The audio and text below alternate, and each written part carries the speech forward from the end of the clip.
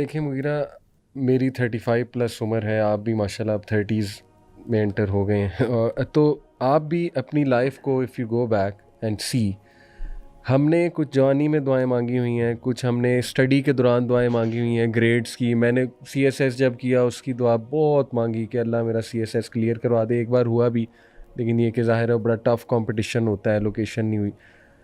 تو now when I look back, واللہ العظیم مجھے اللہ نے انڈرسٹینڈنگ یہ دے دی ہے الحمدللہ کہ اچھا ہوا وہ دعائیں قبول نہیں ہوئی.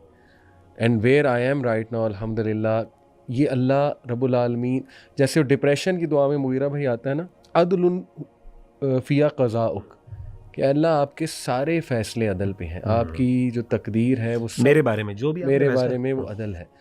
تو واقعی انسان اگر تھوڑا سا غور و فکر کرے نا کہ جو میری دعا نہیں قبول ہوئی، تو کہے گا شکر ہے وہ نہیں قبول ہوئی الحمدللہ، اور اللہ نے وہ قبول کسی اور طرح سے کی ہے. اللہ رب العالمین نے اس کو کمپنسیٹ کیا میں آپ کسی کو اس اور کا طرح سے. مطلب حدیث بھی بتاتا ہوں، اس کے بارے میں آپ بات مکمل کر لیں. بالکل، تو یہ آپ حدیث بھی سنا دیں، اور اس کے بعد میں چاہوں گا کہ پراپر آداب، ٹیکنیکل آداب، جیسے ہم پہلے کی جائے اسٹیپ نمبر 1، پھر درود ابراہیمی، کیونکہ دعا اٹک جاتی ہے، درود نہ بھیجا جائے، درود ابراہیمی پڑھنا ہے، یا چھوٹے والا بھی اللہم صلی وسلم علی نبینا محمد. یہ کچھ لوگوں کے سوالات ہیں. بالکل انشاءاللہ. اس کے بعد اپنے گناہوں کا اقرار، اور پھر دعائیں. بالکل. تو یہ بھی ہم ڈسکس کرتے ہیں. آپ وہ بات میں یہ کر لیتا ہوں کہ سب سے امپورٹنٹ بات کہ دعا کی قبولیت کا مفہوم کیا ہے، اور میں ہمارے پیارے استاذ شیخ انس ہیں ان کی ہی میں بات انشاءاللہ وضاحت کروں گا. حدیث میں آتا ہے اللہ کے رسول صلی اللہ علیہ وسلم نے فرمایا کہ جب بھی کوئی بندہ اللہ تعالیٰ سے دعا کرتا ہے اور وہ دعا کسی گناہ کے بارے میں نہیں ہے، اور اس طریقے سے قطع رحمی کے بارے میں نہیں ہے، یعنی اپنے ریلیشنس کو اپنے ریلیٹیوز کے ساتھ خراب کرنے کے بارے میں دعا نہیں ہے، تو اللہ اس کی دعا کو قبول کرتا ہے، لیکن 3 طرح سے. ایک تو یہ ہے کہ اما ان یعجل له دعوت، کہ ایک تو اس کی جو دعوت ہے، جو دعا ہے، اس کو اللہ فوراً قبول کر لیتے ہیں، یعنی جو مانگ رہا ہے اس کو وہ مل جاتا ہے، جو مانگ رہا ہے مجھے یہ اسپیسیفک چیز آئی اس کو مل جاتی ہے. دوسرا جو ہے فرماتے ہیں کہ اللہ تعالیٰ وہ دعا تو قبول نہیں کرتے، یعنی وہ چیز تو نہیں دیتے، دعا قبول ہے، یعنی قبولیت کی کچھ ٹائپس ہیں. کس طرح اللہ قبول کرتے ہیں؟ اللہ اس سے اس جیسا کوئی ہارم ہے اس کو دور کر دیتے ہیں. اور تیسری چیز آپ نے فرمایا کہ وَإِمَّا أَن يَدَّخِرَهَا لَهُ فِي الْآخِرَةِ، کہ اللہ تعالیٰ اس سے وہ ہارم بھی تو دور نہیں کرتے، ہارم تو دور نہیں کرتے، لیکن اللہ تعالیٰ اس کو اس کے لیے آخرت کے لیے اسٹور کر لیتے ہیں. صحیح. یہ تو مثالیں ہیں نا. تو شیخ انس ہمارے استاذ ہیں، وہ کہتے ہیں کہ اس کے اندر ایک آرڈر ہے، اور وہ کہتے ہیں آرڈر یہ ہے کہ سب سے دعا کی قبولیت کا سب سے ہلکا درجہ، لووسٹ فارم یہ ہے کہ انسان جو مانگ رہا ہے اس کو مل جائے. اور وہ کہتے ہیں اس پہ غور کریں، لووسٹ یہ اللہ کی سب سے کم یعنی سب سے چھوٹی نعمت ہے، نعمت ہے اللہ کی. اس سے بڑی نعمت کیا ہے کہ انسان کو وہ چیز نہیں مل رہی، لیکن انسان سے ایک ہارم دور ہو رہا ہے. علی بھائی ذرا غور کریں، اگر انسان کو یہ آپشن ملے کہ there is a harm that you have to suffer, اور there is a benefit that you can take, and you have to choose between them, ہر بندہ کس چیز کو چوز کرے گا کہ ہارم اوائڈ ہو جائے. ہارم اوائڈ، بالکل. ہر بندہ سائیکالوجی ہے، یعنی جلب المنفع ودفع الضرر، پورا یہ کانسیپٹ ہمارے دین کے اندر. ہمیشہ جو ہے نا ایول کو ڈیٹر کرنا پریفر کیا جاتا ہے over any acquisition of any benefit. صحیح. یہ دنیا کا. اب مجھے بتائیں کہ اللہ، ایک بندہ گاڑی مانگ رہا ہے اللہ سے، اب اللہ کو پتہ ہے کہ اس گاڑی کے بعد اس کا ایکسیڈنٹ ہونا ہے. صحیح. اب ایک بندہ کہتا ہے چلے جی میں ایکسیڈنٹ قبول کر لوں گا لیکن مجھے گاڑی مل جائے، کبھی کوئی نہیں کرے گا. ایک بندے کو پتہ چل جائے نا میرا ایکسیڈنٹ ہونا، کہے گا نہیں میں کبھی نہ لوں. بالکل صحیح. سمجھ رہے ہیں نا. تو ہو سکتا ہے کہ اللہ تعالیٰ اس جیسی ایک شر کو اس سے دور کر دیں جو اس کی بظاہر، اب وہ دعا یعنی دعا قبول ہو رہی ہے تو یہ ہو رہا ہے نا، یعنی وہ دعا اللہ کہتے ہیں کہ میرے بندے کو میں شر دور کر دیتا ہوں، یہ چیز نہیں دیتا، اس کے بغیر تو رہ لے گا لیکن یہ اس کے بغیر یہ اس کے لیے. اور تیسری چیز شیخ انس کہتے ہیں کہ وہ تیسرا سب سے بڑی بات یہ ہے کہ اللہ دنیا میں تو انسان کو نہیں دیتے اور آخرت میں دیتے ہیں. اور علی بھائی انسان کو نہیں پتہ، دیکھیں دنیا کی مشکلات تو انسان کو گزر جاتی ہے، قیامت کے دن نا ایک بندہ ترسے گا ایک نیکی کو، اور اس وقت جو ہے سبحان اللہ، یعنی یہ حالت ہوگی کہ ایک بندہ اپنی اولاد بھی اللہ کے سامنے دینا شروع. امیجن کریں ایسے موقع پر جہاں پہ چھوٹی چھوٹی نیکی انسان کی الٹیمیٹ فیٹ کا فیصلہ کر رہی ہوگی، اس موقع پر اللہ تعالیٰ انسان کی وہ دعائیں کھول کے لائے گا اور کہے گا کہ میرے بندے تو نے مانگی تھی، تو سمجھ رہا تھا میں قبول نہیں ہوئی، لیکن میں نے کہا سب سے بیسٹ یہ کہ میں اس کو اس وقت دوں گا جب اس کو ضرورت ہوگی. میں نے اس کی بڑی مزے کی مثال، وہ ہم جاتے تھے، اس کی بڑی ایک ریلیٹیبل مثال میں آپ کو دیتا ہوں.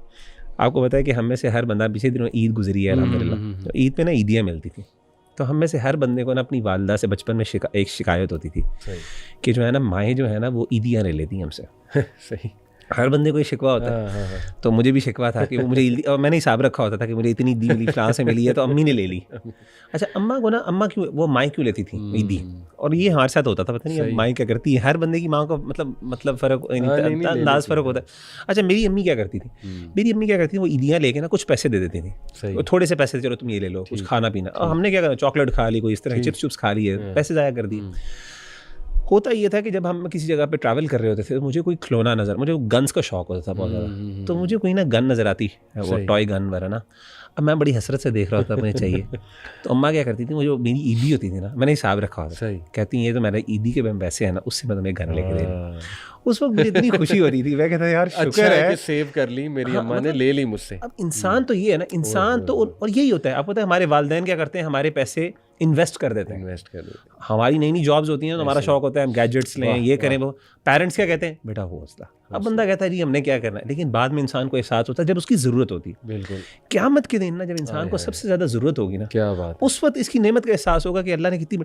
تو سب سے بڑی نعمت اللہ کی یہ ہوتی ہے کہ اللہ, اب ایک بندہ کہہ رہا ہے میری دعا قبول ہی نہیں ہو رہی, سبحان اللہ, اب اللہ اس کے ساتھ احسان کر رہے ہیں کہ اس کی دعاؤں کو اسٹور کر رہے ہیں آخرت کے لیے, اس سے ہارم کو دور کر رہے ہیں, اور وہ کیا سمجھ رہا ہے کہ نہیں اللہ نے فورسیک کر دیا. اب دیکھیں, لیکن یہ بھی ہے کہ انسان کو کبھی وہ چیز مل بھی جاتی ہے, تو دیکھیں جب بھی اگر آپ کنڈیشنز کو اور آداب کو پورا کر رہے ہیں نا, اگر اس کے باوجود آپ کی دعا قبول نہیں, یعنی آپ کو لگ رہا نہیں مل رہی, آپ خوش ہوں کہ Allah has chosen something better for you. بڑے درجے پہ کوئی اللہ نے سیو کر لیا میرے لیے, کیا بات ہے. تو یہ آداب میں اگر ہم کوئکلی, سب سے پہلے تو اللہ کی حمد, اس میں سورہ فاتحہ کیا خوبصورت وہ دعا ہے, اس میں پورا دعا کا فلسفہ ہے.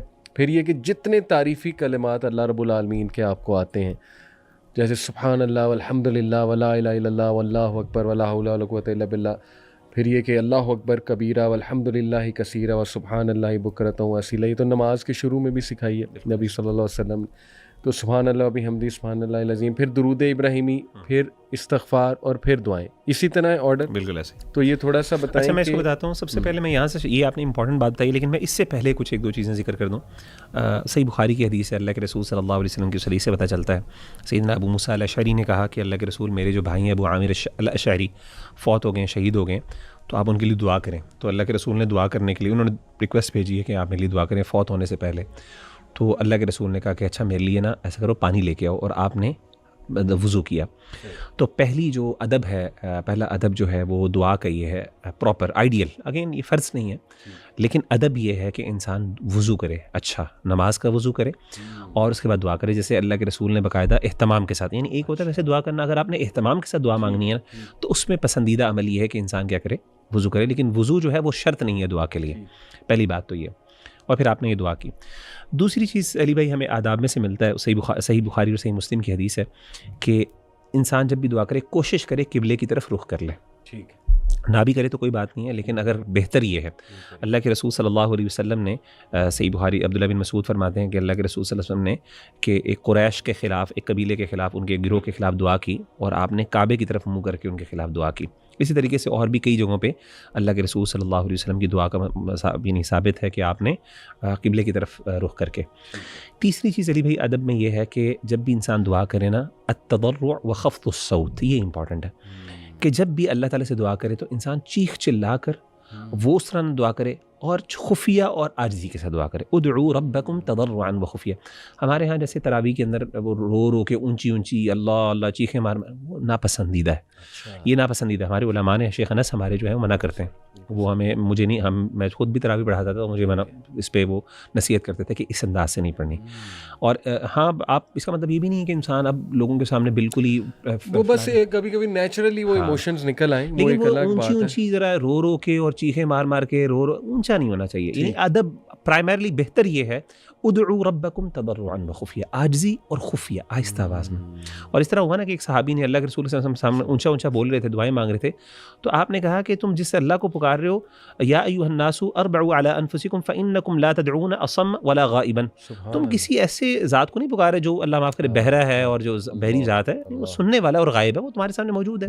تو آپ نے کہا کہ ان الذی تدعون سمیع قریب, تو سننے والا اور قریب ہے. تو عاجزی اور انکساری, اور اس میں سب سے آئیڈیل یہ کہ انسان نا آئسولیشن میں, اکیلے میں, اور اس کے ساتھ یعنی خفیہ جو ہے نہ کرے. چوتھی چیز علی بھائی یہ ہے کہ رفع الیدین, اپنے ہاتھوں کو اٹھانا, یہ بھی ہے جیسا کہ حدیث میں آیا کہ ہم نے پہلے بھی حدیث پڑھی، اللہ تعالیٰ کو حیا آتی ہے کہ جب ایک بندہ اس کے سامنے ہاتھوں کو اٹھاتا ہے. ٹھیک ہے. اس کے بارے میں کچھ علماء نے ایک وضاحت بھی کی ہے کہ بعض اوقات کچھ لوگ نا اونچا ہاتھ اٹھا لیتے ہیں. ہاں. تو اس میں ادب یہ ہے کہ انسان منہ سے اوپر ہاتھ نہ اٹھ جائے، یعنی انسان کے ہاتھ نیچے رہیں. کچھ لوگ کوڈ کرتے ہیں نبی صلی اللہ علیہ وسلم نے اس طرح اٹھائے، وہ ایک ایکسیپشن ہے. وہ دعائیں وہ جو ہے نا، جو بارش کے لیے جب دعا کی جاتی ہے تو اس کے لیے ہاتھوں کو اوپر اٹھایا جاتا ہے، اور وہ پورا ایک وے ہے کہ پھر بعد میں آپ تھوڑا سا اپنے ہاتھوں کو اس طرح بھی کرتے ہیں. ٹھیک ہے. وہ پورا ایک الگ طریقہ ہے. ٹھیک ہے. تو وہ لیکن جنرلی ہاتھ جو ہے نا وہ منہ سے اوپر اس طرح کر کے نہیں اٹھانا. میں نے کچھ لوگ بہت اوپر اس طرح اٹھا لیتے ہیں، تو بہتر یہ ہے کہ ان ہاتھوں کو نیچے رکھا جائے تاکہ وہ ایک عاجزی والی باڈی لینگویج.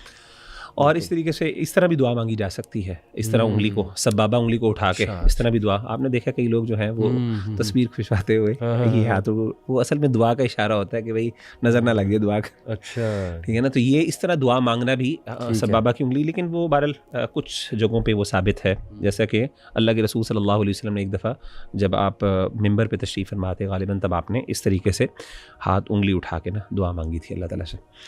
تو اچھا، ایک اور چیز، دوسری چیز یہ ہے کہ جو اس کے بعد وہ والی چیز ہے جو اب آپ کی ذکر کی تھی کہ جب بھی دعا مانگے تو سب سے پہلے اللہ کی حمد و ثنا سے آغاز کریں. صحیح.